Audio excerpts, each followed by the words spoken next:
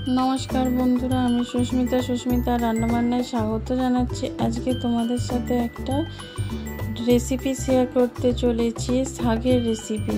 एई शाकटा जेमन सुंदर खेते तेमनई उपकारी। आमरा सब समय भाजा खेये थाकि, आजके तोमादेर साथे एकदम नतून धरनेर एटा भर्ता बानिये देखाच्छि। किभाबे बानिয়েছি ভিডিওটা প্রথম থেকে লাস্ট পর্যন্ত দেখার অনুরোধ রইল।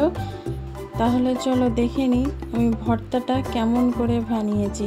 এটা গরমকালে খাওয়াও খুবই উপকার, এত উপকার এই শাকের যে তোমরা গুণে শেষ করতে পারবে না।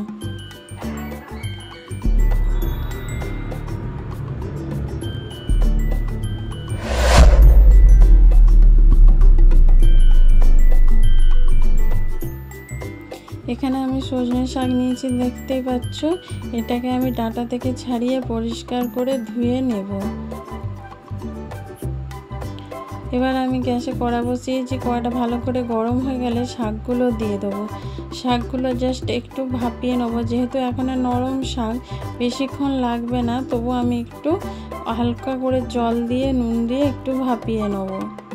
আমি এখানে চিনি একটু দিইনি, তোমরা চাইলে কিন্তু চিনি ব্যবহার করতে পারো। আমি এখানে নুন দিয়ে আর হালকা জল দিয়ে জাস্ট একটু ভাপিয়ে নিয়েছি।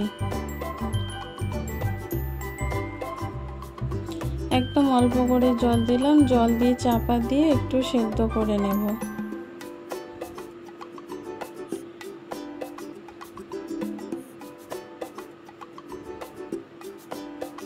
তারপর তোমাদের ঢাকনাটা খুলে আমি দেখাচ্ছি, শাকটা আমার পুরোপুরিভাবে সেদ্ধ হয়ে গেছে, দেখতেই পাচ্ছ। এতে জল, যে শাকে যে জলটা আছে সেই জলটা পুরোপুরিভাবে শুকনো করে নিতে হবে। বন্ধুরা, আমার ভিডিও কেমন লাগে প্লিজ কমেন্ট করে অবশ্যই জানাবে। যদি ভিডিওটা ভালো লেগে থাকে তাহলে লাইক কমেন্ট শেয়ার অবশ্যই করবে, আর আমার চ্যানেলটা সাবস্ক্রাইব করে নেবে। আর তোমার ভিডিওটা ভালো লাগলে লাইক করতে কিন্তু ভুলো না। দেখো জলটা আমি পুরোপুরিভাবে শুকনো করে নিচ্ছি, দেখতে পাচ্ছ। আঁচটা জোর করে দিয়েছি, শাকটা শুকনো হয়ে গেছে। এবার আমি নামিয়ে নেব।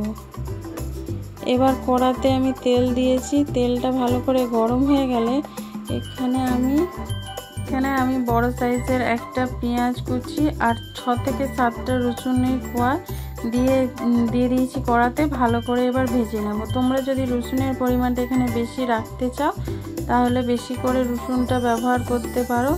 এখানে আমি একটা বড় পেঁয়াজ আর রসুনটা একটু ভালো করে ভেজে নেব, লাল লাল করে।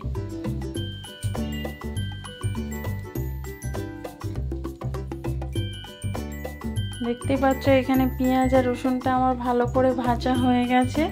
এবার আমি এ থেকে অর্ধেক তুলে রাখবো।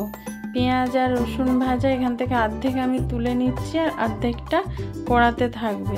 অর্ধেকের একটু বেশি আমি তুলে রাখছি। এটা আমি পরে ব্যবহার করব, এই রেসিপিতেই আমি ব্যবহার করব, কিন্তু পরে। এবার এখানে যে পেঁয়াজ ভাজাটা কড়ার মধ্যে রয়েছে সেইটার মধ্যে দিয়ে দেবো আমি সেদ্ধ করে রাখা সজনে শাকটা দিয়ে এবার তেলের মধ্যে ভালো করে একটু ভেজে নেব শাকটা, যেন শাকের যে হালিশটি গন্ধ সেটা যেন একদম না থাকে। সবসময় আমরা শাকের ভাজা করে খেয়েছি, একবার এরকমভাবে ভর্তা বানিয়ে খেয়ে দেখো, খুবই ভালো লাগবে। আমি তখন অল্প করে নুন দিয়েছিলাম, এখানে আমি একটু নুন দিলাম, যেহেতু ভর্তাতে একটু নুন ভাবটা বেশি থাকে। আমি এখানে চিনি দিইনি, তোমরা কিন্তু এখানে চিনি ব্যবহার করতে পারো। এবার আমি ভালো করে এখানে ভেজে নিচ্ছি।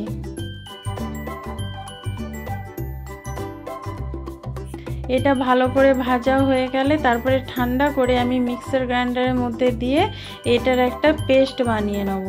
দেখো এখানে প্রায় আমার ভাজা হয়ে গেছে, দেখতেই পাচ্ছ। এবার আমি নামিয়ে এটাকে ঠান্ডা করে নিয়ে এবার মিক্সার গ্রাইন্ডারের মধ্যে আমি এটার পেস্ট একটা বানিয়ে নেব।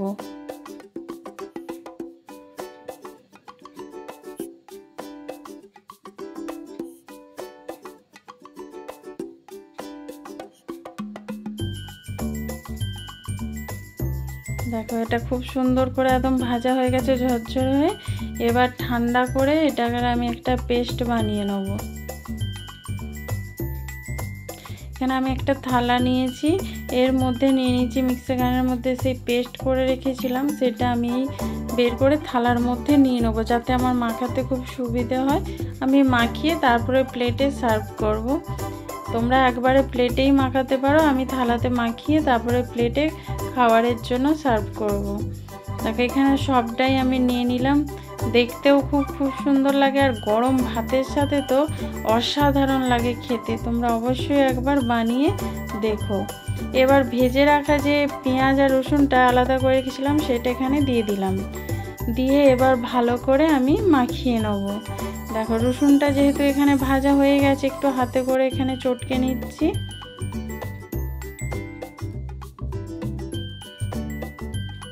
এবার চটকে ভালো করে মাখিয়ে নেব। আর বন্ধুরা, ঝালটা তোমরা এখানে তোমাদের পছন্দ মতো দেবে। আমি দুটো শুকনো লঙ্কা তেলে ভেজে গুঁড়ো করে রেখেছি, ওটা আমি পরে ব্যবহার করছি। নাহলে প্রথম থেকে মাখালে না অনেকের আবার হাতটা জ্বালা করে, আমারও যেরকম লঙ্কা মাখালে হাতটা জ্বালা করে, সেজন্য প্রথমে আমি সব কিছু মাখিয়ে নিলাম। এবার আমি এখানে সেই শুকনো লঙ্কাটা ব্যবহার করব। দেখো এখানে আমি ভেজে গুঁড়িয়ে রেখেছিলাম, সেটার মধ্যে দিয়ে দিলাম। তোমরা তোমাদের পছন্দ মতো ঝালটা দেবে। এবার আমি ভালো করে মাখিয়ে নিচ্ছি। এটা মাখিয়ে নিলে কিন্তু একদম রেডি। গরম ভাতের সাথে এটা অসাধারণ লাগে খেতে। এইটা দিয়েই কিন্তু এক থালা ভাত নিমিষে শেষ হয়ে যাবে। ছোট থেকে বড় সবার খুব পছন্দ লাগবে। তোমরা অবশ্যই একবার বানিও। কেমন লাগলো প্লিজ কমেন্ট করে অবশ্যই কিন্তু তোমরা জানিও। আর ভিডিওটা ভালো লাগলে লাইক কমেন্ট শেয়ার করো। নতুন বন্ধু যারা দেখছো চ্যানেলটা সাবস্ক্রাইব করে বেল আইকনটা ক্লিক করে দিও। যারা ফেসবুক থেকে দেখছো পেজটা ফলো করে দিও।